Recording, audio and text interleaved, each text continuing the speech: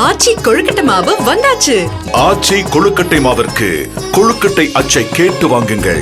ஹாலிடேஸ்னாலே அது நம்ம GT ஹாலிடேஸ் தான். GT holidays, South India's #1 travel brand.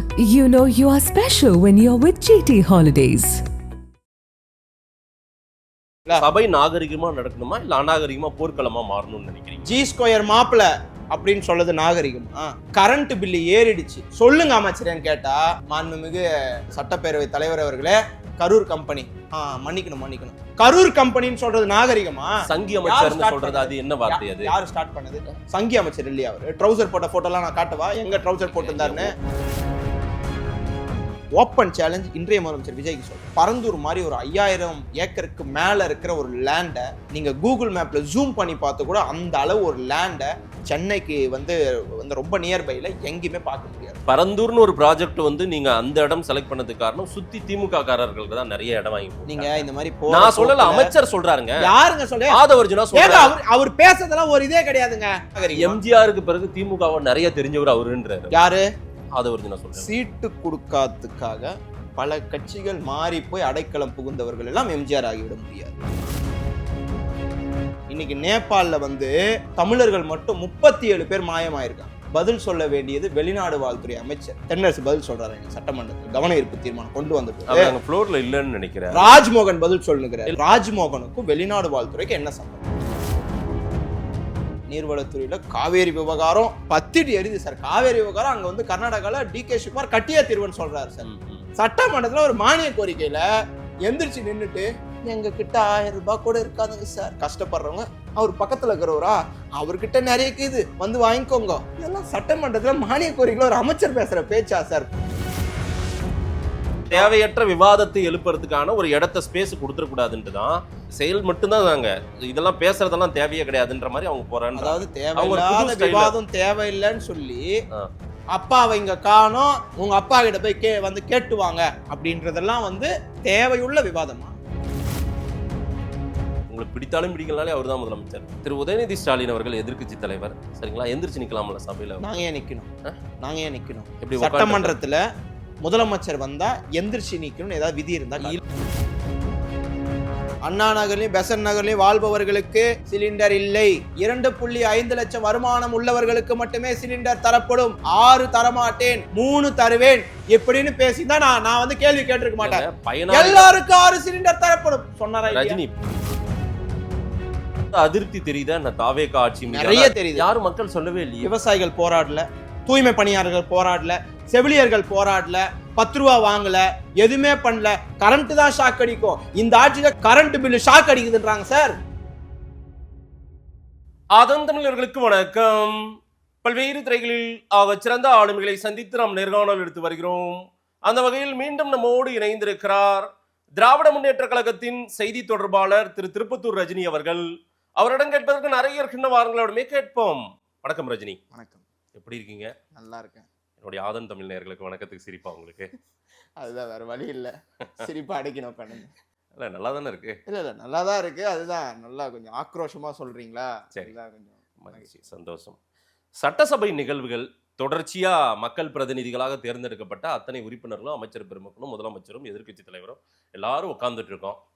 ஆனாலும் திமுக MLAக்கள் சிலர், முன்னாள் அமைச்சர் பெருமக்கள் ஆவேசமா எந்திரிச்சு ஓடி வர்றது, ரொம்ப அநாகரிகமா நடந்துக்கிறாங்க, ஒருமையில பேசுறாங்க அப்படின்ற குற்றச்சாட்டை புதிய MLAக்கள் இப்பதான் புதுசா அவங்க தாவேகாண்ட ஒரு கட்சி முறையா ஆட்சிக்கு வந்திருக்காங்க. அவங்கள ஏன் மிரட்டுறீங்க? ஏன் வந்து வசவு வார்த்தைகள்ல பேசுறதா அவங்க வந்து ஒரு கம்ப்ளைண்ட் திரு ராஜ்மோகன் அவர்கள் சொல்றாரு. ரொம்ப கேவலமான ஆபாசமான வார்த்தைகள்ல பேசுறாங்களே, இது நியாயமான்னு கேட்கிறாரு. இது நியாயமா? இந்த 100 நாள் சாதனை விளக்க பொதுக்கூட்டத்துல நிறைய அமைச்சர்கள்லாம் பேசியிருக்கிறாங்க. நாடகம் பார்த்துருந்தாங்க, ஆனா இன்னைக்கு சட்டமன்றத்தை பாக்குறாங்கன்னு. அதுக்கு என்ன தெரியுமா அர்த்தம்? நாடகத்துல பாக்குற நாடகம்லாம் இன்னைக்கு சட்டமன்றத்துல அரங்கேறுது. அதனாலதான் நாடகம் பாக்குறவங்களாம் சட்டமன்றம் வாங்க, சட்டமன்றம் போய் பார்க்கலாம், அங்க எந்த மாதிரியான வந்து நாடகம்லாம் நடக்குது. நாடகத்துல இருக்க எல்லாமே நாங்க நடக்கும். நாடகத்துல என்ன பண்ணுவாங்க? பாட்டு பாடுவாங்க, அங்க பாட்டும் பாடுறாங்க, விட்டா அடுத்த சட்டமன்றத்தில் டான்ஸும் ஆடுவாங்க, அதுவும் அங்க நடக்குது. எந்திரிச்சு நின்று எதுக்கு எடுத்தாலும் ஒரு 3 முந்திரி கோட்டைங்க தான் எந்திரிச்சு பேசுவாங்க. இல்ல அப்படி வார்த்தை இல்ல நான் சொல்றேன், நான் நாடகத்துல நடக்குதுன்னு சொல்றேன். சட்டமன்றத்துக்கே நான் வரல. இப்ப ஒரு நாடகம்னா இவங்க குடும்பத்தை அவங்க பிரிப்பாங்க, அவங்க குடும்பத்தை இவங்க பிரிப்பாங்க, அப்படின்னு நாடகத்துல நடக்கும். இந்த மாதிரி இப்ப வரலாம் சட்டமன்றத்துக்கு ஒரு 3 பேர் இருக்கிறாங்க. அவங்கள தவிர்த்து எந்த அமைச்சருமே வாயை திறக்கிறது இல்லை. நீர்வளத்துறையை பத்தி கேட்டா நீர்வளத்துறை அமைச்சர் பதில் சொல்லணும், அதுக்கு பொதுப்பணித்துறை அமைச்சர் பதில் சொல்றாரு. ராஜ்மோகன் அவர்களுக்கு சம்பந்தமே இல்லாத துறையை பத்தி ஏதாவது கேள்வி கேட்டா அவர் எந்திரிச்சு பதில் சொல்றாரு. சார், எந்தெந்த அமைச்சரோ அந்தந்த அமைச்சர் தான் பதில் சொல்லணும். இதுல நீங்க வந்து அடுத்த ஒரு கேள்வி வைக்கிறீங்க, திமுக சட்டமன்ற உறுப்பினர்கள் அநாகரிகமாக நடந்து கொள்கிறார்கள். இல்ல, அங்க வந்த சபையில என்ன வார்த்தையை பயன்படுத்தினாங்களோ அதையே நான் கேள்வி. என்ன வார்த்தை பயன்படுத்தினாங்க? ரொம்ப அநாகரிகமா ஆபாசமா பேசுறாங்க. என்ன பேசுறாங்க? வாடா போடான்னு அப்படி எல்லாம் இல்ல. ராஜ்மோகன் அவர்கள் அமைச்சர் சொல்றாரு. சார், அவரு சொல்லுவார் சார். அவரு 2022ல திமுக தான் தமிழ்நாட்டை காக்க வந்த சக்தின்னு ஸ்டேஜ்ல பேசி இருக்கிறாரு. அப்போ இப்ப அதை ஒத்துக்கலாமா? இப்போ வந்து ராஜ்மோகன் சொல்ற கோட் ஒத்துக்கலாமா? 2022ல இதே முஸ்தபா என்ன பேசினாரு? பீஸ்ட் படத்துல இஸ்லாமியர்களை தீவிரவாதிகளாக சித்தரித்திருக்கிறார் விஜய் என்று சொன்னார். இன்றைக்கு முஸ்தபா, அதாவது திமுகவை நம்பியவர்கள் தான் இவங்க எல்லாருமே. தமிழ்நாட்டுல திமுகவை நம்பின எல்லாருமே கடைசியில திமுகவுக்கு எதிராகவே மாறி நிக்கிறாங்க.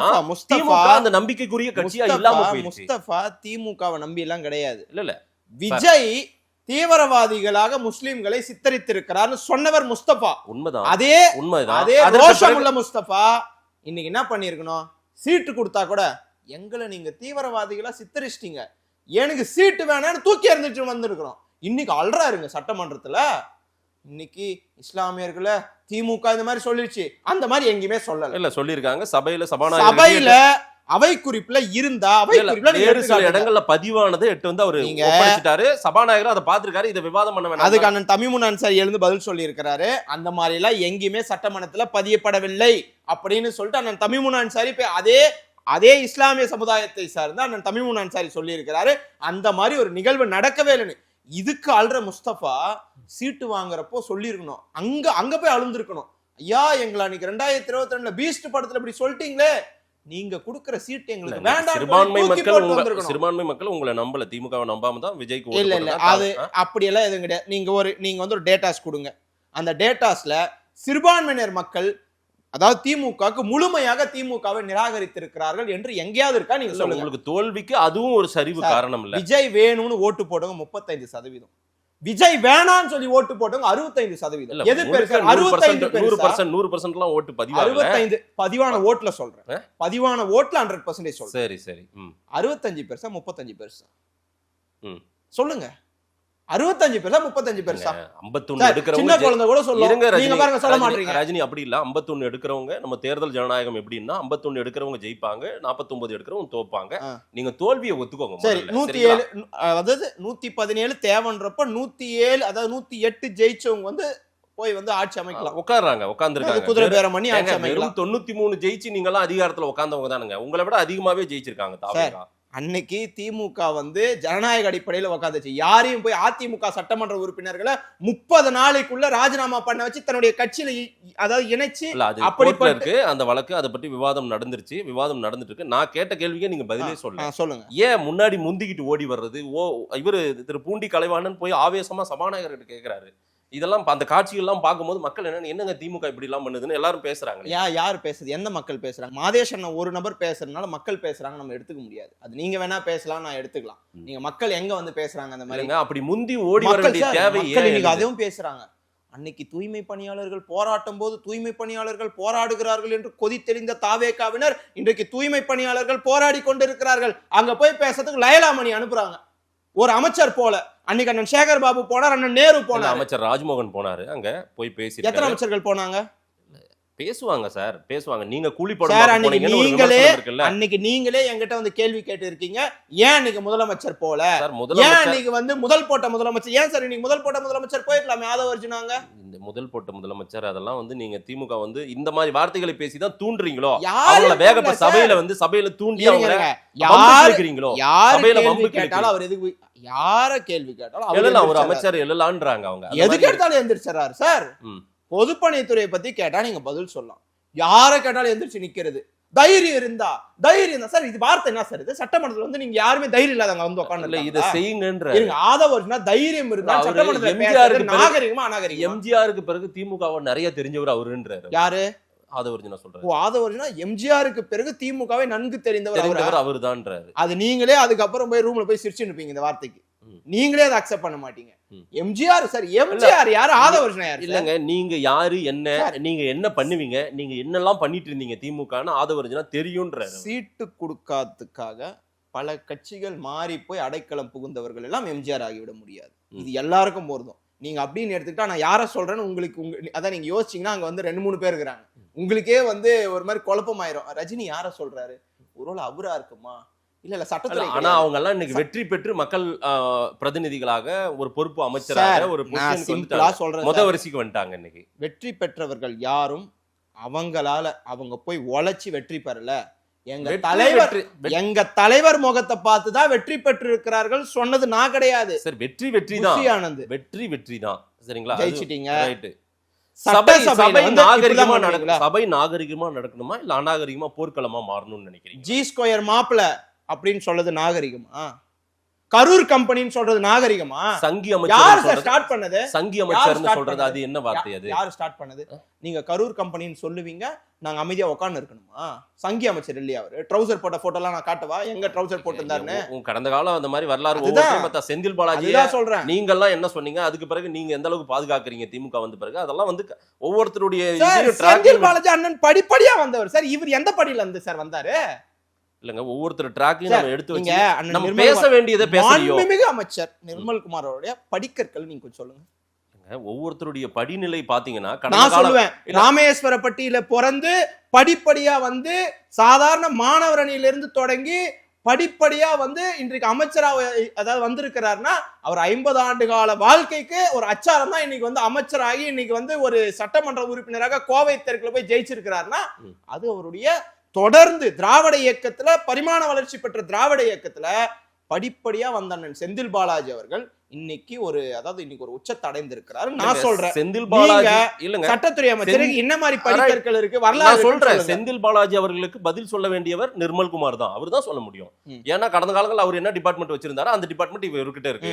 சொல்ல வேண்டிய தேவை இருக்குல்ல, வேற யாரும் பதில் சொல்லுவாங்க? அதுக்கு பதில சொல்லாம கரண்ட் பில்லு ஏறிடுச்சு சொல்லுங்க அமைச்சரேன்னு கேட்டா, மாண்புமிகு சட்டப்பேரவை தலைவர் அவர்களே, கரூர் கம்பெனி மன்னிக்கணும், இதெல்லாம் யாருக்கிட்ட சார்? இதெல்லாம் உங்க திரு உதயநிதி ஸ்டாலினும் அதையே செய்யறாரு. அதே போல மன்னிப்பு கேட்டு ஒரு வார்த்தை. நீங்க எது பண்ணாலும் அமைதியா இருக்கிறதுக்கு திமுக ஒண்ணு கோலை கிடையாது சார். உங்களை மாதிரியே கோலை கிடையாது. எதுனாலும் நாங்க எதிர்த்து கேள்வி கேட்போம். நீங்க எதனால பேசிட்டு போவீங்களா? அவங்க ஒரு தவறு செய்யறாங்கன்னா அதே லாவணி கட்சி நம்மளும் பல கட்சி போய் வந்தா பலப்பற்றை நிர்மல்குமார் சார் இவரு அப்படி எல்லாம் வேணாம். இல்ல சார், எந்தெந்த கட்சிக்கு போய் வந்துக்கிறாரு? அமமுக போயிருக்காரு, அதிமுக போயிருக்காரு, பாஜக போயிருக்காரு. பதவிக்காக கட்சி மாறுகிற ஒருவர்லாம் எங்களை பத்தி பேச தகுதி இல்லாதவர். திரு செந்தில் பாலாஜி அந்த மாதிரி பல கட்சியில எத்தனை கட்சிக்கு போயிருக்காரு? அவருமே அமமுக, மதிமுக, அதிமுக, திமுக இந்த மாதிரி பல கட்சியில இருந்து எந்த கட்சியில இருந்தாலும் அந்த கட்சிக்கு விசுவாசமா இருப்பாரு.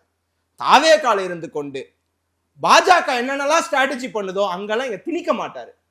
இல்ல, அது விஜய் அவர்கள் தாங்க பாத்துக்கணும். நீங்க ஏங்க பாத்துக்கணும்? நீட்டு வேண்டாமா அதெல்லாம் சொல்றீங்க? நீட்டு வேண்டாமா, கார்பெண்டர் வேலைக்கு போங்க, பிளம்பர் வேலைக்கு போங்க. அந்த பணிகளுக்கு குலத்தொழிலை பாஜக புகுத்துதுன்னா இங்க நிர்மல்குமார் தாவேக்கால உட்கார்ந்து அதை செஞ்சுட்டு இருக்காரு சார். அது அவங்க பிரச்சனை சார். அப்படி ஒண்ணு நடக்கல. அது அவங்க பிரச்சனை இல்ல. நீங்க உடனே நிர்மல்குமாரை பத்தி பேசினா ஒண்டி பம்புறீங்க சார். அவரு தாவேக்கா சார், தாவேக்கா அமைச்சர் சார். சார், ஒரு சட்டத்துறை அமைச்சர் நாகரிகமாக பேச வேண்டும். உங்களுக்கு என்ன ஆயுதத்தை எடுத்தால் நீங்க அமைதியாகுன்னு தெரிஞ்சு எடுக்கிறதா சொல்றாங்க அவங்க. நம்ம விசாரிக்கும் போது நம்ம ஒரு பத்திரிகையாளர் மாதேஷ் அவர்கள் என்னை கேள்வி கேட்கிறார். ஆமா, அண்ணன் மாதேஷ் அவர்களேன்னு சொல்லி ஸ்டார்ட் பண்ணலாம். உங்களை கமெண்ட் பண்ற வார்த்தையெல்லாம் வச்சு நான் வந்து இங்க வந்து சொன்னேன்னா நீங்களே வந்து எதிர்த்து கோபம் ஆயிடுவீங்க. என்ன பார்த்து இப்படி சொல்றியாடா அப்படின்னு. அப்படிதான் திமுக செய்த தவறுகள்னு பட்டியலிடுறதா சொல்றாங்க அவங்க அமைச்சர் பெருமக்கள் கேட்கும்போது. இந்த கரூர் கம்பெனின்ற வார்த்தை நாகரிகமா அநாகரிகமா நீங்க சொல்லுங்க சார். இல்ல, அது கரூர் கம்பெனின்னு ஒண்ணு இருந்து பேசுபொருள் வெளியே இருக்குதுன்றாரு ஒரு அமைச்சர் சொல்றாரு. வெளியே இருக்கிறது சார், வெளியே எனக்கு நிறைய இருக்கு இவங்களை பத்தி. நான் அதெல்லாம் இங்க வந்து பேசலாமா? பேசலாம்னா நீங்க சொல்ல, நான் பேசுறேன். அதுதான் அவை குறிப்புல இருந்து நீக்கிட்டாங்க. நம்ம திரும்ப அதுக்கு பதில் வாதம் எல்லாம் நாகரிகம். ஆனா நீங்க நாகரிகத்தை பத்தி திமுக கிளாஸ் எடுக்க வேணாம், நாகரிகத்தை பத்தி தாவேகா கிளாஸ் எடுக்கணும். இன்னைக்கு நேபாளில வந்து தமிழர்கள் மட்டும் 37 பேர் மாயமாயிருக்காங்க. பதில் சொல்ல வேண்டியது வெளிநாடு வாழ்த்துறை அமைச்சர் தென்னரசு. தென்னரசு பதில் சொல்றாரு இன்னைக்கு சட்டமன்றத்தில் கவன ஈர்ப்பு தீர்மானம் கொண்டு வந்த போது அவர் அங்க ஃப்ளோர்ல இல்லன்னு நினைக்கிறேன். ராஜ்மோகன் பதில் சொல்லுங்கிறார். இல்ல அவர் ஃப்ளோர்ல இருந்திருந்தா பதில் சொல்லியிருப்பாரு அவர்தான். அப்போ ஃப்ளோர்ல இல்ல. நீங்க வந்து பதில் சொல்றப்போ ஃப்ளோர்ல இல்லாத போயிடுவீங்க. முதலமைச்சரே ஃப்ளோர்ல இல்லாத போயிடுவார் பதில் சொல்றப்போ.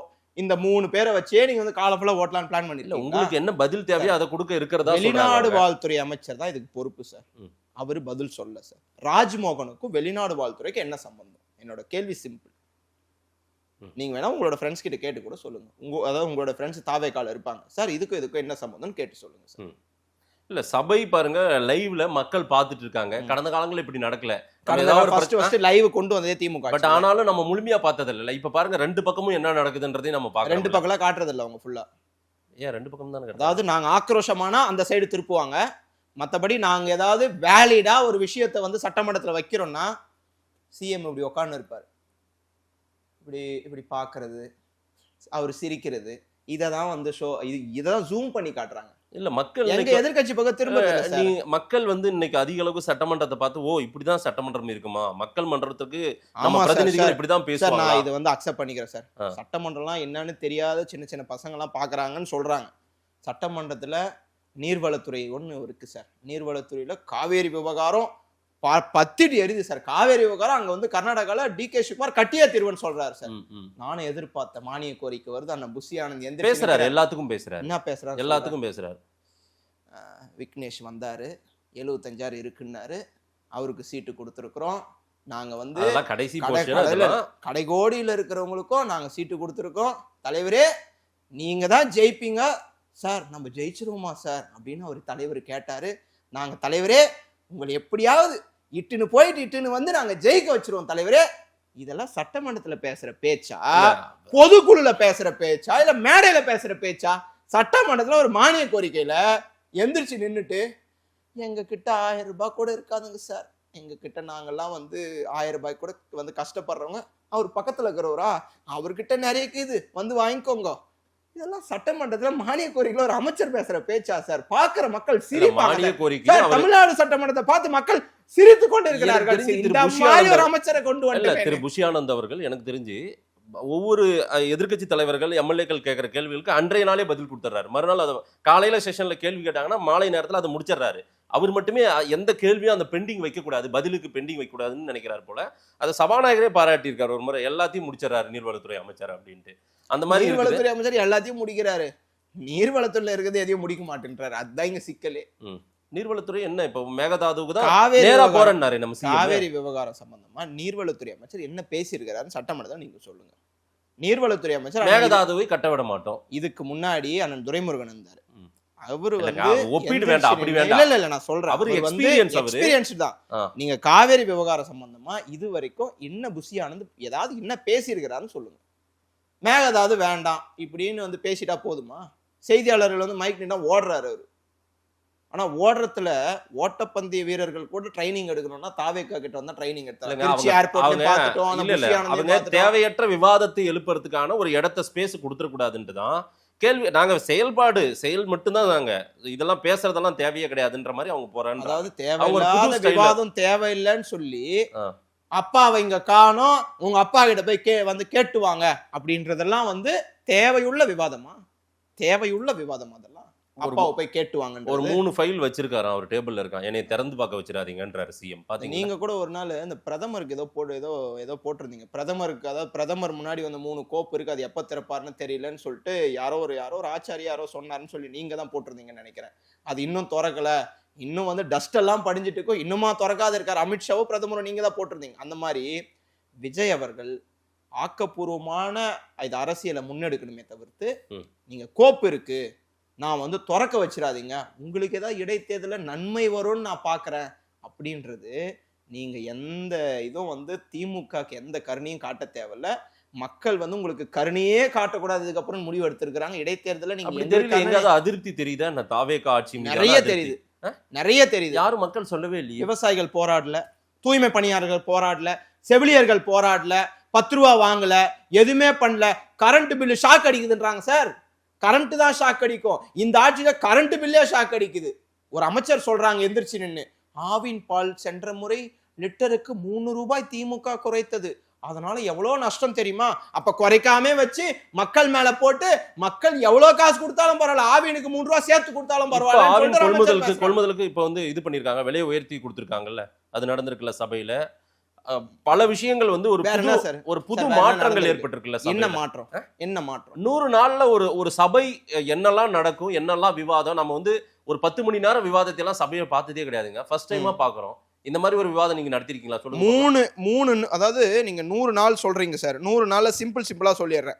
3 மாசத்துல 6 காவல் மரணங்கள், பெண்களுக்கு எதிரான பாலியல் குற்றங்கள் 300+, கஞ்சா உள்ளிட்ட போதைப் பொருள் கடத்தலில் ஈடுபடும் தாவேகாவினர், அறிவிக்கப்படாத பவர் கட்டு, அரசு வழக்கறிஞர் நியமனத்துல ஊழல், திமுக திட்டங்களின் பெயரை மாற்றி ஸ்டிக்கர் ஒட்டி வருகிறது இந்த தாவேகா அரசாங்கம். இப்படி தாவேகா நிர்வாகிகள் யாரெல்லாம் பாலியல் குற்றம் செஞ்சிருக்காங்க அது வேற தனி லிஸ்ட் இருக்கு. அத நான் சொல்றேன். மாவட்ட செயலாளர் அவர் மேல எஃப்ஐஆர் போட்டிருக்காங்க. எஃப்ஐஆர் போட்டு அடுத்த நாள் காலையில எதிர்க்கட்சி தலைவரை கைது பண்ண துணிவு இருக்கிற உங்களுக்கு ஒரு பாலியல் வழக்குல சிக்கி இருக்கிறாரு, அவரை இன்னைக்கு வரைக்கும் கைது பண்ண துப்பு இல்ல இந்த அரசாங்கத்தால. திமுக ஆட்சியிலும் இதெல்லாம் நடந்திருக்குங்க. எப்படி எதிர்க்கட்சி தலைவர் வந்து திமுக ஆட்சியில வந்து கைது பண்ணிருக்குமா? இல்ல அவர் பேசின வார்த்தைக்கு அது தவறு. சார் என்ன பேசினார் வந்து போட்டு காட்டுங்க சார். என்ன சார் என்ன பேசினாங்க போட்டு காட்டுங்க சார். சார் தாவேகாவினர் பேசுற வார்த்தையெல்லாம் கேட்டா கேட்க முடியல சார். பெண்கள் அவ்வளவு இழிவா பேசுறாங்க சார். பெண்கள் யாராவது அன்னைக்கு கரண்ட் பில்லு உயர்ந்துருச்சுன்னு சொல்லி ஒரு லேடி அவங்க வந்து அதுக்கு முன்னாடி தாவேகாவுடைய ஆதரவாளர் தான், அவங்க எதிரா வீடியோ போட்டாங்க, அவங்களுக்கு கீழே எவ்வளவு கமெண்ட் சார், எவ்வளவு ஆபாசமா பேசுறாங்க. எதிர்கட்சி தலைவரை கைது பண்ண இவ்வளவு ஓடி போற இந்த போலீஸால, இந்த காவல்துறையால, இந்த தமிழ்நாடு அரசால ஏன் சார் பாலியல் குற்றத்துல ஈடுபட்டு வேம்புல் என்ற ஆலந்தூர் பகுதி செயலாளர் போயிட்டு வெளியே வந்துட்டு சுதந்திரமா சுத்தி நிற்கிறார் சார். அரசியல்ல அதாவது கவர்மெண்ட் நிகழ்ச்சியில அவர் இருக்கிறார் சார். அவரெல்லாம் வந்து உங்களால தடுக்கவே முடியலையே. சபையில தாவேகாவை எதிர்கொள்ள முடியாமல் தடுமாறுறீங்க போலயே திமுக. தாவேகாவுடைய சட்டமன்ற உறுப்பினர்களாக இருந்தால் சட்டமன்ற உறுப்பினர்களை திமுக எதிர்கொள்ளாம போதுன்னு எடுத்துக்கலாம். உள்ள அங்க இருக்குது ஃபுல்லா டம்மி பீஸ். யாராவது மக்கள் பிரதிநிதி மக்கள் ஓட்டு போட்டு ஜெயிக்க வச்சிருக்காங்க சார். சட்டமன்றத்துல அவங்க என்ன பேசுறாங்க? ஒரு அமைச்சர் பாட்டு பாடுறாங்க, ஒரு அமைச்சர் பவுடரை வந்து ஐபிஎல் ஸ்டேடியத்துல வந்து நறுக்கி அந்த மாதிரி அமைச்சர்கள் வந்து உட்கார வச்சிருக்கீங்க. கடந்த கால வரலாறு எடுத்து பாத்தீங்கன்னா ஒரு அமைச்சர் ஜட்டியாவது கொன்று பண்றாங்க. யாரா இதுன்னு நான் எடுத்து பாக்குறேன். அவங்கதான் இன்னைக்கு அமைச்சரா, அது மகளிர் நலத்துறை அமைச்சர் நினைக்கிறேன். அவங்க அப்படிதான் பார்த்தேன் சார். ஒரு அமைச்சரும் ஒரு மாதிரி இருக்கிறாங்க. எந்த அமைச்சராவது இன்னைக்கு பாரு சார், அந்தந்த துறைக்கு அந்தந்த அமைச்சர்கள் பதில் சொல்லணும். இப்போ நேற்று கூட பார்த்தீங்கன்னா வந்து கனிம வளத்துறை நினைச்சு அதில் ஒரு பிரபு பதில் சொன்னார். அதெல்லாம் வந்து அக்செப்டட். இவங்க இன்னைக்கு நடக்கிற வந்து இது மானிய கோரிக்கையில யாரு பேசணும், கவன ஈர்ப்பு தீர்மானத்துக்கு யாரு பேசணும்னா மற்ற அமைச்சர்கள் பேசி கொண்டிருக்கிறார்கள். இதுல திமுக வந்து இவர்களை எதிர்கொள்ள திணறுகிறதா அப்படின்லாம் கேட்க முடியாது. அவங்க என்ன சார் வேலிடா என்ன சார் பேச இந்த 100 நாள் என்ன சார் என்ன வேலிடா உங்களால எடுக்க முடியல? உங்களுக்கு எல்லாம் ப்ராப்பரா தான் நடக்குது சபை. ப்ராப்பரா நடக்கல. சார் பாட்டு பாடுறது, ஒருத்தர் புகழ்ந்து பேசுறது, இதெல்லாம் திமுக அதிமுக பண்ணாத வேலையை ஒன்றும் தாவேகா புதுசா பண்ணல. இதெல்லாம் நடந்திருக்கு சபையில. எப்படி எல்லாம் உதயநிதி ஸ்டாலின் அவர்களுக்கு ஒரு கண்ணாடி பாட்டு பாடினது, அவரை பாராட்டி பேசின வசனங்கள் எல்லாம் கூட இருக்கு. இப்ப வீடியோ வருது தெரியுமா? அதெல்லாம் உதயநிதி அவர்களை பாராட்டலாம் ஒரு கண்ணாடின்னு, விஜய் அவர்களை தளபதினு பாராட்டி அவங்க சினிமா படத்தை எல்லாம் சொல்லக்கூடாதா என்ன? இதுல என்ன உங்களுக்கு ஏங்க அங்க பார்த்தது தாங்க இங்க பண்ணுகிறாங்க. ஒன்னும் புதுசா ஒன்னும் இங்க அது பாடினது வந்து காரு கொடுத்துருக்காங்க. அவங்க சொன்ன ஒரே ஒரு ரீசன், எங்க எம்எல்ஏக்கெல்லாம் ரொம்ப ஏழை சார். அந்த கேட்ட அந்த சபரி கூட வந்து ரொம்ப நான்லாம் காதல் தோல்விங்க, என்னால் வர முடியல, எனக்கு வாழ்க்கையும் கொடுத்து எம்எல்ஏ சீட்டையும் கொடுத்து ஜெயிக்க வச்சாருன்றாரு. நான் அவருக்கு ஃபுல்லாக அப்பிடபிட்லாம் எடுத்து பார்த்தா அவருக்கு சொத்து இருக்கு, காரும் வச்சுட்டு இருக்காரு. ஏன் வந்து ஏமாத்துறீங்க? எதுவுமே இல்லைன்னு ஏன் சார் மக்கள் எல்லாருக்கும் கொடுக்க முன் வந்தாங்க? எல்லாருக்குமே எல்லா எம்எல்ஏக்களுக்கும் கார் கொடுக்க முன் வந்தாங்க. நான் என்னன்றேன்னா அவங்களுக்கு மட்டும் எடுத்துக்கல, அவங்க எம்எல்ஏ தான் புதுசு 104 பேர் என்னமோ புது எம்எல்ஏக்கள் எல்லாருமே கஜானா காலின்றீங்க சார். மக்களுக்கு ஏதாவது செய்யுங்கன்னா மக்களுக்கு செய்ய முடியல சார். செய்ய ஆரம்பிச்சாங்க. 3 சிலிண்டர் கொடுக்குறேன்ட்டாங்க. அதோட அந்த திட்டத்தினுடைய பேர் என்ன சார் மறந்துட்டேன் நான். சூப்பர் 6 வந்துருச்சா? இல்ல 3 கொடுக்குறேன்றாங்க. இப்போ 3 எல்லாருக்குமே சார்? இல்ல எதுக்குமே ஒரு வரையறை இல்லங்க, எல்லாருக்கும் கொடுக்க முடியாதுல்ல. இப்போ அண்ணா நகர்லயும் பெச நகர்லயும் 10,000 கோடி வீடு கட்டி வச்சிருக்காங்க. அவங்களுக்கு எல்லாம் நம்ம வந்து 6 சிலிண்டர் அவங்க எதிர்பார்த்து உட்காந்துருப்பாங்களா என்ன? சொல்லுங்க. இதே பொதுக்கூட்டத்துல நின்று விஜய் பேசுறப்போ அண்ணா நகர்லயும் பெசன் நகர்லயும் வாழ்பவர்களுக்கு சிலிண்டர் இல்லை, கோட்டீஸ்வரர்களுக்கு சிலிண்டர் இல்லை, நான் யாருக்கும் சிலிண்டர் தரமாட்டேன், 2.5 லட்சம் வருமானம் உள்ளவர்களுக்கு மட்டுமே சிலிண்டர் தரப்படும், 6 தரமாட்டேன் 3 தருவேன் எப்படின்னு பேசிதான் நான் வந்து கேள்வி கேட்டிருக்க மாட்டேன். எல்லாருக்கும் 6 சிலிண்டர் தரப்படும் சொன்னாரா ரஜினி சொன்னாரா இல்லையா? சரியானவர்களுக்கு சரியானது போய் என்னோட சேரணும். கேள்வி சொன்னாரா நான் சொல்ற கொஞ்சம் கேளுங்க. சொல்லுங்க. சரியானவங்களுக்கு சரியான விஷயங்கள் போய் சேரணும். இல்லாதவர்களுக்கு தான் இது வந்து தூக்கி கொடுக்கணும். நம்ம தானே இயலாதவர்கள் அந்த சூழ்நிலையில் இருக்கிறவங்களுக்கு போய் சேரணும். சரியானது அதாவது ஒரு விஷயம் சரியா ஒருத்தருக்கு போய் சேரணும்னா இல்லாதவங்களுக்கு தான் போய் சேரணும். இருக்கிறவங்களுக்கெல்லாம் போய் நீங்க எல்லாருக்கும் கொடுக்க சொல்றீங்களா? நீங்க எல்லாருக்கும் கொடுத்தீங்களா? 1000 ரூபாய் எல்லாருக்கும் கொடுத்தீங்களா? ஒரே நிமிஷம் நான் சொல்லி முடிச்சேன். சிலிண்டர் இல்லாதவர்களுக்கு தரப்படும் இப்படின்னு விஜய் சொல்லியிருந்தா இன்னைக்கு எதுவுமே இன்னைக்கு வந்து விவாதமே இல்ல. ஏங்க நீங்க கூட 6 பேர் அனைத்து குடும்ப தலைவர்களுக்கும் சார் குடுக்கல சார். நாங்க வந்து எதிர்க்கட்சியா உட்கார்ந்தோம் சார். உங்களை ஆளுங்கட்சியா உட்கார வச்சிருக்காங்க. நீங்க சொன்ன வாக்குறுதியை நம்பி மக்கள் ஓட்டு போட்டு வந்திருக்காங்க. எல்லாருக்கெல்லாம் கொடுக்க முடியாதுங்க. சாத்தியம் இல்ல. நீங்க அதை சொல்லி இருக்கணும் சார். 6 பேர் சார் நீங்க சாத்தியம் இல்லைன்னு சொல்றீங்க. தேர்தல் அறிக்கையில சொல்லி இருக்காரு இன்றைய முதலமைச்சர் விஜய் அவர்கள் அனைவருக்கும் 6 தரப்பு. எனக்கு தெரிஞ்சு தேர்தல் அறிக்கை எல்லாம் பார்த்து விஜய்க்கு ஓட்டு போட்டாங்களான்னு எனக்கு தெரியல. இப்போ வரைக்கும் பாருங்க. அப்ப வந்து தேர்தல் அறிக்கை பார்த்தே ஓட்டு போடல. இல்ல அவரு விஜய்க்கு வந்து ஒரு மாற்றம் வேணும். திமுக வேண்டாம், அதிமுக வேண்டாம், விஜய் தான் வேண்டும், தாவேகா வேண்டும் சார். வேற எதுக்கு ஓட்டு போட்டாங்க சார்? மக்கள் யாரும் எங்களுக்கு வந்து இந்த திட்டம் வேணும்னு சொல்லி இப்ப யாரும் வந்து போர்க்குடி தோக்கல, யாரும் வந்து கொந்தளிச்சு நிக்கல.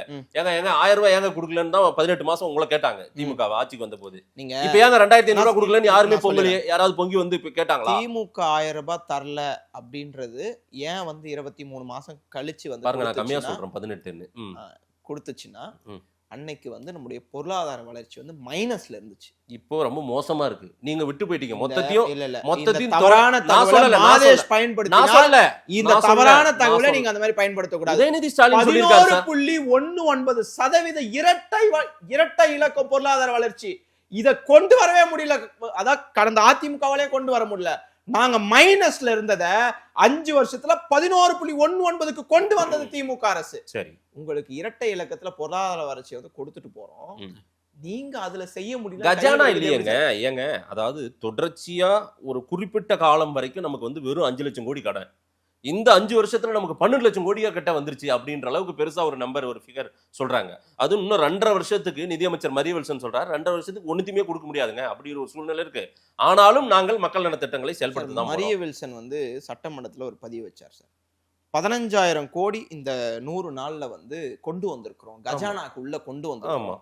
உடனே அண்ணன் தங்கம் தென்னரசு சொல்றாரு எங்க கொண்டு வந்திருக்கீங்க காட்டுங்கன்னு. உடனே அண்ணன் மரியவல்சன் என்றார் கொண்டு வர போறோம்னு சொன்னோம் சார். பார்ட்டி ஃபண்டை ஒழிச்சிட்டீங்க, லஞ்சத்தை ஒழிச்சிட்டீங்க, எல்லாமே ஒழிச்சிட்டீங்க சார். அந்த காசு எங்க சார்? உங்களோட பாயிண்ட்டுக்கே நான் வரேன். இல்ல அப்ப எதுக்கு நான் வந்து வேற வார்த்தை கஜானா கருவூலத்துக்குன்னு ஒரு வருமானம் 21,000 கோடி எதுக்கு வந்த 80 நாள்ல கடன் வாங்குறீங்க? ஏங்க நீங்க 5 வருஷத்துல 21,000 கோடி எதுக்கு கடன் வாங்குறீங்க?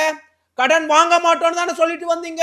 கடன் வாங்க மாட்டோம், ஊழலை ஒழிச்சிட்டோம்னா அந்த காசெல்லாம் வந்துரும். அந்த காசு வந்துச்சுன்னா மக்களுக்கு நிறைய செய்யலாம். சொன்னது யாரு? நீங்க ஆட்சிக்கு உட்கார்ந்த 2 வருஷத்துலயே என்னமோ 3 லட்சம் கோடி கிட்ட கடன் வாங்குனீங்க. பொருளாதார வளர்ச்சி மைனஸ்ல இருந்து சார். கோவிட் சார், புரிஞ்சுக்கோங்க சார். அந்த மாதிரி எதுவுமே இப்ப இல்ல சார். அன்னைக்கு கோவிட் சார் ஒரு 5 வருஷத்துல ரெட்டிப்பா மாறிச்சு, அதிகமாயி போச்சு. இவ்வளவு பெரிய கடன் எங்க போச்சு? இந்த தமிழ்நாடு வீழ்ந்துருச்சு சார். 2021 வீழ்ந்து கிடந்த தமிழ்நாடு சார்.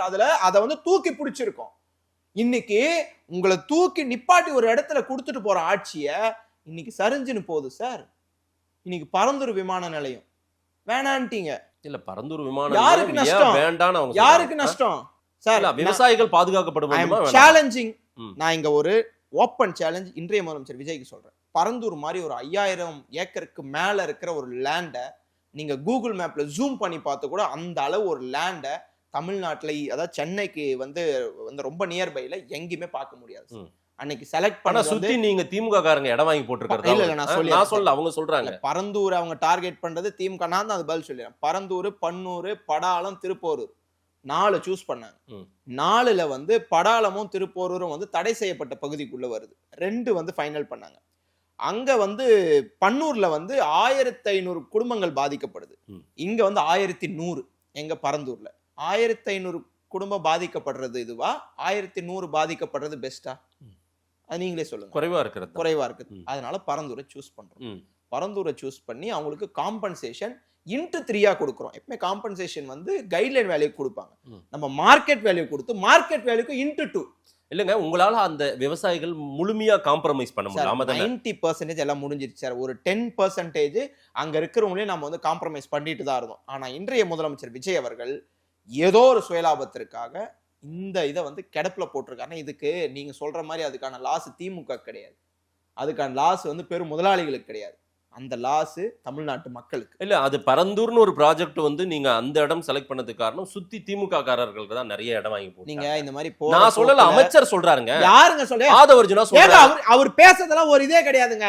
அவர் பேச சும்மா ஏதோ ஒன்று பேசிட்டு போறாரு. அவரு எதுக்கு எடுத்தாலும் வந்து திமுக தான் காரணம், திமுக தான் காரணம், அங்க இருக்கிற சுத்தி வளைச்சிட்டாங்க, சுத்தி காட்ட சொல்லுங்க சார். அவரை சார் G2 அங்க லேண்ட் வாங்கல, G2க்கும் திமுகவுக்கும் சம்பந்தம் இல்ல. அப்ப எதுக்கு சட்டத்துறை அமைச்சர் வந்து G2 இழுக்கிறாரு? எதுக்கு வந்து திமுக இழுக்கிறாரு? குறிப்பிட்ட நிறுவனத்தின் பெயரை திமுகவோடு ஒப்பிட்டு கடந்த காலங்களில் நிறைய பேசியிருக்காங்க சார். நான் கூட தான் சொல்லுவேன், வேற ஒரு இடத்துல ஏர்போர்ட் வச்சா லாட்டரி ஈஸியா வந்து போகும்னு சொல்லிட்டு தான் இவங்க அந்த மாதிரி பண்றாங்கன்னு. இதுல இன்னொன்னு சொல்றாங்க சார். ஒண்ணே ஒண்ணு, லாட்டரி நம்ம ஊருக்கு சம்பந்தமே இல்ல. எதுக்கு தேவையில்லாம அதை நீங்க இல்ல நீங்க நம்ம ஊருக்கு என்ன சம்பந்தம்? நீங்க ஒரு பேர் சொன்னீங்கல்ல, அவர் சம்பந்தப்பட்டது அது, அதனால நான் சொல்றேன். இல்ல அவருமே அவங்களுடைய மனைவியுடைய தாயார் வந்து அவங்க பேசும்போது சொல்றாங்க, லீமா ரோஸ் வந்து அவருக்கும் ஆதவர்ஜுனாவுக்கும் இந்த தொழிலுக்கும் எந்த சம்பந்தம் இல்லை, தேவையில்லாம நீங்க ஏன் சபையில? அதேதான் நானும் சொல்றேன். இப்போ நீங்க கேட்ட கேள்விக்கு அதே தான் பதிலும். திமுகக்கும் அங்க சொத்து வச்சுருக்கிறவங்களும் சம்பந்தம் கிடையாது. இப்ப அதை ஒத்துக்கிட்டா நீங்க இதையும் ஒத்துக்கோங்க. இல்லைங்க, உங்க சண்டைகளை லாவணி கச்சேரிகளை மட்டும்தான் சபையில் நீங்க வச்சிருக்கீங்க. ஆக்கப்பூர்வமான விஷயங்களை பேசி எதையாவது மக்களுக்கு செய்யலாம்ல. நீங்க ஒரு மாசம் ஃப்ளோர் தொடர்ச்சியா நடந்துட்டு இருக்குது, அதுக்கு பயனுள்ளதா எதையாவது பண்ணலாம்ல. 6 காவல் மரணங்கள், கஸ்டோடியல் டெத், அது பத்தி இமீடியட் ஆக்ஷன் எடுக்கிறாங்களா மறுநாளே வேகமா? இன்றைய முதலமைச்சர் விஜய் வாயை திறந்திருக்கிறார். வாயை திறந்து நான் வருத்தப்படுறேன், நான் ரொம்ப வேதனைப்படுறேன், அந்த குடும்பத்தினருக்கு ஏதாவது செஞ்சிருக்கிறாரா நேரில் போயிட்டு. இதே முதலமைச்சர் விஜய் அன்னைக்கு காவல் மரணத்துல ஒரு இளைஞர் இழக்கிறார். இன்னைக்கு எங்க தலைவர், தாயுள்ளத்தோடு இருந்த தலைவர் போன் பண்ணி அஜித்குமாரோட தாயார்கிட்ட சாரி கேட்கிறாரு. அம்மா சாரிம்மா, சிஎம் சார் சாரி கேட்டா போதுமா சார், சாரி போதுமா, எங்களுக்கு நீதி வேண்டும் அப்படின்னு ஓமந்தூராராண்ட போராடினது யாரு சார்? இன்னைக்கு ஒரு சாரி கூட சொல்ல முடியாத, சொல்ல வக்கில்லாத இன்றைய முதலமைச்சரா இன்னைக்கு இருக்கிறார். அன்னைக்கு எங்க முதலமைச்சரை சொன்னீங்க, இன்னைக்கு நீங்க என்ன கிழிச்சிங்க? 6 காவல் மரணங்கள் 3 மாசத்துல, இது ரொம்ப அதிகம். 6 காவல் மரணங்கள் இன்னைக்கு என்ன ஸ்டேஜ்ல இருக்கு? அதை பத்தி ஒரு வார்த்தையாவது, ஒரு அறிக்கையாவது விட்டாங்களா இவங்க? இந்த நிலையில தான் இந்த ஆட்சி இருக்கு. டெல்லி அரசியல்ல என்ன முடிவு எடுக்க போறீங்க? பிஜேபியோட கொஞ்சம் நெருக்கம் காட்டுறதா சொல்றாங்க. டீ பார்ட்டிலாம் கனிமொழி அவர்கள் கலந்துக்கிறாங்க. அதுதான் மீண்டும் டெல்லி அரசியல்ல திமுக பிஜேபியை நெருங்குகிறதா இன்னைக்கு தேவை இருக்குன்ட்டு. அமித்ஷா வந்தார் சார், சரி, விஜய் போய் கூட உட்காந்து சாப்பிட்டாரு. முதலமைச்சர் அவரு, அவங்களும் ஒரு எம்பி. இல்ல நம்ம கடந்த காலங்களில் டீ பார்ட்டிக்கு இங்க ஆளுநர் கூப்பிட்டாவே போக மாட்டோம். பிரியங்கா காந்தி போனது இல்ல, பிரியங்கா காந்தி போயிருக்காங்க. காங்கிரஸ் இந்தியா கூட்டணி எல்லா பிளாக், இந்தியா பிளாக் ஒட்டுமொத்தமா போல புறக்கணிக்கிறாங்க. ஆனால் அக்கா கனிமொழி மட்டும் போய் பாக்குறாங்கன்னா என்ன மெசேஜ் சொல்றீங்க? சபாநாயகர் ஓம் பிர்லா, ஆமா, அவர் ஒரு டீ பார்ட்டி வைக்கிறாரு. இல்லங்க நம்ம ஊர்ல ஆளுநர் வச்சாவே நம்ம போறது இல்லைங்க திமுக. இல்ல அதான் சொல்லி முடிச்சிடறேன். ஓம் பிர்லா கூப்பிடுறாரு ஒரு அதாவது அங்க இருக்கிற அதாவது மக்களவை குழு சார்பாக அக்கா அவர்கள் போறாங்க. இதுல என்ன தப்பு இருக்கு? இல்லங்க கடந்த காலங்கள்ல நீங்க அவ்வளவு ஒட்லையேன்ற இப்ப வந்து தாவேக்காவை எதிர்கொள்ள பிஜேபியோடு நெருக்கம் காட்ட ஆரம்பிக்கிறதா திமுக? இல்லை இல்லை, மத்திய அமைச்சராக போறாங்க திமுகவினர் சிலர் அப்படின்றத திரு அனிதா ராதாகிருஷ்ணனே சொன்னாரு. இன்னும் கொஞ்ச நாள்ல திருச்சி சிவாலாம் மத்திய அமைச்சர். அவர் ஏதாவது ஒரு ஆக்ரோஷத்துல பேசியிருக்கலாம். அந்த மாதிரியான முடிவுகள்ல ஹெல்ப் கேட்குறீங்களா ஒருவேளை மோடி அமித்ஷா கிட்ட? அப்படிலாம் கிடையாது சார். எங்களுக்கு யார் ஹெல்ப் கேட்க தேவையில்லை, எங்களுக்கு யார் காலையும் விழ தேவையில்லை. அம்மா என்னுடைய படம் ஓடவில்லை, 2013 வாசல்ல வந்து கை கட்டி நின்று யார்கிட்ட ஹெல்ப் கேட்டு படம் ரிலீஸுக்குலாம் போக வேண்டிய அவசியம் திமுக இல்லைனா, நான் வந்து யாரையும் சுட்டி காட்டுறேன்னு நினச்சிக்காதீங்க, அப்புறம் என்ன வேற வம்பல மாட்டி விட்டுரு போறீங்க. அந்த மாதிரி கை கட்டி நின்று ஹெல்ப் கேட்குற நிலைமையில திமுக இல்லை சார். திமுக வந்து 75 ஆண்டு கால பாரம்பரிய கட்சி. அதனால எங்களுக்குன்னு ஒரு இது இருக்கு, எங்களுக்குன்னு தொண்டர்கள் இருக்கிறார்கள். தொண்டர்கள் வந்து சோர்வடையவில்லை. இன்னும் கொஞ்சம் எப்படியாவது அடுத்து எந்த தலைவர் வந்து எந்த தலைவரை இவர்கள் ஏளனமாக பேசிக் கொண்டிருக்கிறார்களோ, அப்பா எங்க காணும், அப்பா எங்க வந்து காணணும், அந்த அப்பாவுடைய திட்டம் இல்லாத இன்னைக்கு இந்த கவர்மெண்டே கிடையாது. அப்படி இருக்கிறவர் மீண்டும் சட்டமன்றத்திற்கு வருவார். வருகின்ற காலம் விரைவில் நடக்கும். இடைத்தேர்தலில் விரைவில் நடக்கும். இடைத்தேர்தலில் விரைவில் நடக்கும் சார். பொறுத்திருந்து பாருங்க சார், பொறுத்திருந்து பாருங்க. இடைத்தேர்தலில் உங்களுக்கான ஸ்பேஸ விஜய் கொடுத்த மாதிரி சபையில இன்னைக்கு மக்கள் பேசிக்கிறாங்க. இன்னைக்கு பாதிக்கப்பட்ட கோயம்புத்தூர்ல ஒரு மாணவன் இறக்குறான். அந்த மாணவனுடைய பெற்றோர் ஃபோன் பண்றது அண்ணன் உதயநிதி ஸ்டாலின் அவர்களுக்கு. பா நீதான்ப்பா இதுக்கு ஒரு நீதியை பெற்று தரணும். மக்கள் நம்புறாங்க சார். திமுக மக்கள் நம்புறாங்க. இவர்களை மக்கள் நிராகரிக்க தொடங்கி இருக்கிறார்கள். தெரியாம பண்ணிட்டோன்னு ஒரு தேர்தல் முடிஞ்சு ஒரு மக்கள் சொல்றாங்க சார். நீங்க டிவிகே பேஜே ஓபன் பண்ணி பார்த்தா அப்படிதான் தெரியும். போய் பாருங்க, மத்த பேஜஸ பாருங்க, மத்த நியூஸ பாருங்க. டிவிக்கு அமைச்சர்கள் எங்க போறாங்க, நீங்க வந்து அதே தான் ஸ்க்ரோல் பண்ணிட்டு இருக்கீங்க. மத்த விஷயம் பாருங்க, முரசொலிலாம் படிங்க, அப்பதான் உங்களுக்கு தெரியும். நீங்க முரசொலி படிதே விட்டுட்டீங்க. இல்ல முரசொலி திமுக பத்திரிக்கைங்க. இல்ல படிங்கன்றேன். முரசொலி படிங்க, மத்த பத்திரிகையும் படிங்க. டிவிகே பேஜ் அந்த டிவிக்கேவே நீங்க ஃபாலோ பண்ணிட்டு இருக்கீங்க. அதனால தான் உங்களுக்கு அதே காட்டுது. மக்கள் எல்லாம் கொதித்து போயிருக்காங்க. அடுத்து பிரதமர் ரேஞ்சுக்கெல்லாம் டிவிக்கே போயிட்டு இருக்குது பாத்தீங்கல்ல. நீங்க உங்களுக்கான ஸ்பேஸ் புஷியானந்த் இந்த பக்கம் 15 வருஷத்துக்கு இன்னொரு 15 வருஷத்துக்கு உங்களால வர முடியாதுங்க உட்காருங்கன்றாரு சபையில. பாத்தீங்களா, அவரே பாண்டிச்சேரியில இருந்து இங்க வர முடியாது இருந்துச்சு. அவருக்கும் தமிழ்நாட்டுக்கும் சம்பந்தமே இல்ல. பாண்டிச்சேரியில இருந்து 4 நாள் பிரச்சாரத்துக்கு இல்ல 4 நாள் பிரச்சாரத்துக்கு நான் வின் பண்ணிட்டேன்றாரு அவரு. அப்ப திமுக எவ்வளவு வீக்கா இருந்திருக்கு பாருங்க. அதான் இருங்க, நான் சொல்லி திமுக எவ்வளவு வீக்கா இருந்திருக்கீங்க. அது அன்பழகன் தொகுதியில 4 நாள் பிரச்சாரத்துக்கு போனேன்னு புஷியானந்த் சொல்றாரு. 4 நாள் போன புஷியானந்த் திமுக இருக்கிற முன்னாள் சட்டமன்ற உறுப்பினரை அங்க விலைக்கு வாங்கி வச்சு அவரை தன் பக்கம் வந்து ஈர்த்து அங்க வந்து ஓட்டு வாங்கி இருக்கிறார். இதுதான் ரியாலிட்டி. நான் இது வந்து சொல்லவானு தான் பார்த்தேன். இதெல்லாம் வந்து அவர் திமுக இருக்கின்ற போதே அவரை வந்து தன் பக்கம் ஈர்த்து தனக்கு வேலை செய்ய வைத்து இன்றைக்கு வந்து வெற்றி பெற்றிருக்கிறார். அங்கேயும் உங்களுக்கு வந்து வேலை செஞ்சது திமுக ஆல்ரெடி இந்த ஒருத்தர் தான். அப்போ இவங்க வந்து 4 நாள், அதான் சொல்றேனே, 4 நாள்ல நிறைய பேர் பிரச்சாரத்துக்கு போல. ஜெயிச்சது எல்லாமே விஜய் என்ற ஒரு கிரேஸ். அவர் ஒரு நடிகர். விஜய் கிரேஸ்க்கு முன்னாடி, அந்த விஜய் ஈர்ப்புக்கு முன்னாடி உதயநிதி ஈர்ப்பு குறைவா இருக்கு. விஜய் கிரேஸ் 234 தொகுதியில வந்துருச்சு அப்படின்னா நீங்க சொல்லதை நான் அக்செப்ட் பண்ணிப்பேன். 108 தான் உங்க நம்பர். மக்கள் வந்து எல்லா தொகுதியிலுமே விஜய் கிரேஸ் அப்படிலாம் இல்லை. நாங்க செய்த திட்டங்களும் நாங்கள் சாதித்த பல திட்டங்களும் இதையும் தாண்டி சில தொகுதிகளில் ஒழித்த காரணத்தினால் இன்றைக்கு 59 டிஎம்கே. இன்னைக்கு நாங்க இல்லைன்னா தாவே காட்சி இல்ல. இறுதியா ஒரு கேள்வி. திரு உதயநிதி ஸ்டாலின் அவர்கள் எதிர்க்கட்சி தலைவர். எந்திரிச்சு ஒரு பரஸ்பரம் தானே, ஒரு முதலமைச்சர் அவரு உங்களுக்கு பிடித்தாலும் பிடிக்கலனாலே அவர் தான் முதலமைச்சர். சரிங்களா, எந்திரிச்சு நிக்கலாம்ல சபையில. நாங்க ஏன் நிக்கணும்? இல்ல இது ஒரு மாண்பு. அவர் முதலமைச்சர் தானுங்க. மாண்புதான். எப்படி சட்டமன்றத்துல முதலமைச்சர் வந்தா எந்திரிச்சு நிக்கணும்னு ஏதாவது விதி இருந்தா இல்லங்க, விதி இல்ல. சட்டப்பேரவை தலைவர் வராரு, சட்டப்பேரவை தலைவர் வராரு, முன்னாள் முதலமைச்சர் எடப்பாடி எந்திரிச்சு நிக்கிறார். நீங்க அவர் எந்திரிச்சு நிக்கிறார், இவரு எந்திரிச்சு. சட்டப்பேரவை மாண்புன்னு இல்ல, என்ன மெசேஜ் தலைவர் வர்றப்போ உதயநிதி உட்கார்ந்தாரா? இல்ல, மக்கள் பார்த்துட்டு இருக்காங்க, இதெல்லாம் பாக்குறாங்க. இதெல்லாம் வந்து நீங்க பண்றது என்ன உதாரணம் இது? எடப்பாடி பழனிசாமி அவர்கள் நிக்கிறாரு, சிஎம் வந்தா வணக்கம் வச்சுட்டு சீட்ல உட்காருவாரு. இவரு அங்க போயிட்டு வந்தா நல்ல போட்டோ ஏதாவது கிடைக்குதா பார்க்கலாம், நல்லா கொஞ்சம் சைடு இதுல ஏதாவது போட்டோ கிடைக்குதா பார்க்கலாம். இப்படி ஒரு ரவுண்ட்ஸ் போறாரு. நீங்க ரவுண்ட்ஸ் போயிட்டு வர்றப்போ ஐயோ சிஎம் வராரு எழுந்து நிக்கலாம் அப்படின்னு நீங்க போக வர வந்து ஸ்டெப்ஸ் எல்லாம் வந்து பார்த்துட்டு ஐயோ கிட்ட வந்துடாது எந்திரிச்சு. அப்படிலாம் திமுக அவசியம் கிடையாது சார். முதலமைச்சர் வந்தா சீட்ல உட்காரட்டும். நீங்க போயிட்டு அங்க ஒரு ரவுண்ட்ஸ், அங்க யாரோ ஒருத்தர் ராஜ்குமார் கேட்டாராம், ஐயா இந்த சைடு வாங்க, உங்க மூஞ்ச நாங்க பார்க்கணும், ஏன்னா இப்ப பார்த்தாதான் உண்டு, அடுத்து உங்களோட கேபினுக்குலாம் வந்து எங்களால பார்க்க முடியாது, அதனால இப்படி வாங்க அப்படின்னு சொல்லி இவர் அங்க போயிட்டு வர்றாரு. சார் இன்னைக்கு நான் கேட்கிறேன், ஒரு சட்டமன்ற உறுப்பினராவது இன்னைக்கு முதலமைச்சரை சந்திக்க முடியுதான்? நீங்க வந்து உண்மையை சொல்லணும். சட்டமன்ற உறுப்பினர்கள் முதலமைச்சரை சந்திக்கிறதுன்றது அவ்வளவு ஈஸி கிடையாது. ஸ்டாலின் அவர்கள் சட்டமன்ற உறுப்பினர்கள் ஈஸி கிடையாது. அன்னைக்கும் அப்படிதாங்க நடந்தது. அன்னைக்கு எல்லாரும் பார்த்தாங்க சார். ஏதாவது கோரிக்கையா இந்த டைரக்டா போலாம் சிஎம் பார்க்க. இன்னைக்கு சில அமைச்சர்களை தவிர்த்து யாருமே அவரை நெருங்க முடியல சார். இது உங்களுக்கு தெரியும். இப்படிப்பட்ட முதலமைச்சரை தமிழ்நாடு சந்தித்ததே கிடையாது. இப்படிப்பட்ட முதலமைச்சர் வந்தவொடனே எல்லாரும் எந்திரிச்சு. திரு ரஜினி என்ன மெசேஜ கன்வே பண்றாரு எதிர்க்கட்சி தலைவர்? உட்கார்ந்தே இருப்பேன் நானு அப்படின்னா என்ன சொல்றாரு? எனக்கு ஈக்குவலான ஆள் இல்லைன்றாரா, இல்ல உங்களை எல்லாம் நான் மதிக்க மாட்டேன்றாரா? என்ன மெசேஜ் அது? சட்டப்பேரவை தலைவர் வரும்போது அண்ணன் உதயநிதி ஸ்டாலின் அவர்கள் மரியாதையாக மாண்பாக எழுந்து நிற்கிறார், மரியாதை செலுத்துகிறார். சட்டப்பேரவை தலைவருக்கான மரியாதை முதலமைச்சர் செய்கிறார். முதலமைச்சருக்கு அப்படி சார் அப்படி செய்யணும்னு அவசியம் இல்லை சார். சரி ஓகே, எதிர்கட்சி மக்கள் விரும்புவாங்கல்ல, எதிர்கட்சி தலைவர் வர்றப்போ முதலமைச்சர் எந்திரிச்சு நிக்கணும். எதிர்கட்சி தலைவருக்கு எந்திரிச்சு நிக்கணும் சார்? எதிர்கட்சி தலைவர் sir, who is the opposition leader? He is the shadow of shadow of chief minister. இல்ல சென்ட்ரல் வந்து ஷேடோ ஆஃப் பிரைம் மினிஸ்டர்னு சொல்லுவாங்க. நீங்க எதுக்கு அமைச்சருக்கு உரிய அந்த அதிகாரம் தான் வந்து ஆப்போசிஷன் லீடருக்கு. நீங்க முதலமைச்சர் வந்தா எந்திரிச்சு நிக்கணும், எதிர்கட்சி தலைவர் தான் எந்திரிச்சு நில்லுங்க. நீங்க புதுசா உருவாக்குறீங்க சார். அவர் ரமேஷ் தான் வந்து எந்த புரிதல் இல்லாத பேசுறாரு.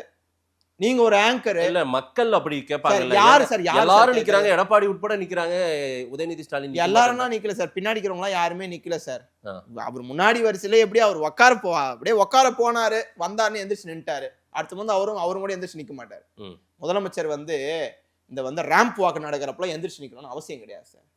மக்கள் இதை ஏத்துக்கிறாங்களான்னு பார்க்கலாம். நீங்க சொல்றதையும் மக்கள் கிட்ட நான் கொடுக்குறேன். நேரில் வந்து நேரம் கொடுத்து பேசியமைக்கு நன்றி திரு ரஜினி.